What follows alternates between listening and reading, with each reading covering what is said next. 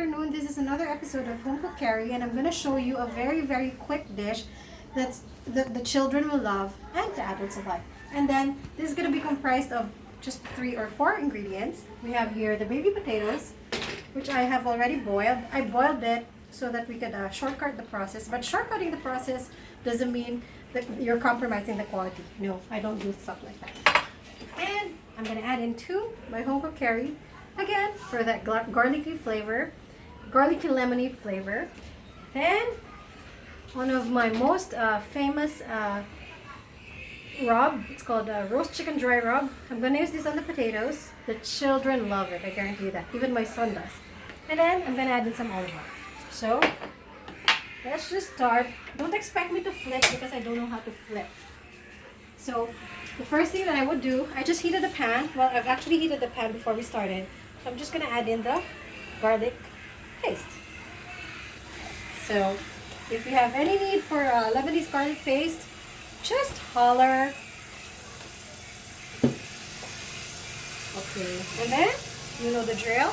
Just to make sure that it doesn't burn, just add a little bit of olive oil. There we go.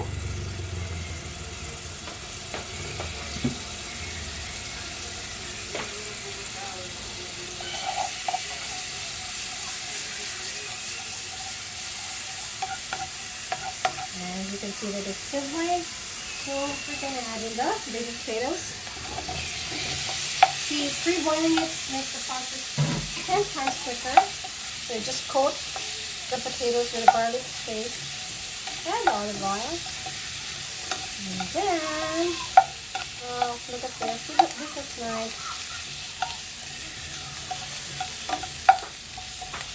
No need to add sugar, no need to add salt, no need to add pepper. Well, you can choose to add pepper if you want. But then, well, here, the roast chicken dry rub has everything in it. It has pepper, it has salt, so it's got all the flavors that you're going to need.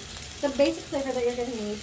Plus, the extra ones, it's going to be provided by the different herbs and spices that go along with it. And I hope I can open it. Oh my God, what's happening? I can't open it. That's weird. I'm actually going to need some help. Oh, I made it. So you're just going to have to... There. Look at that. This is so simple, but so nutritious and so, so, so yummy. If I'm able to flip, that's great, but I'm not going to try because I might create a mess around here.